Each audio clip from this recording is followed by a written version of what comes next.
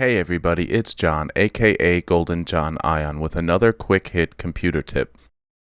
Here's a quick question. Have you ever tried to uninstall a program only for it to fail and not uninstall correctly? This can be very frustrating when you can't remove an unwanted program, but don't worry, in this video I will show you how to get rid of those uninstallable apps. From a browser, search for an application called Revo Uninstaller. Navigate to the download page and download the application.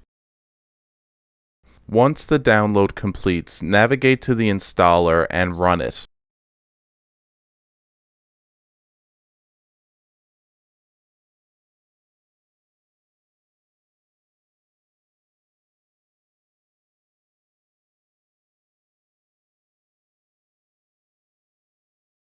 Now that Revo is installed, open it up and select the problematic application you want to uninstall.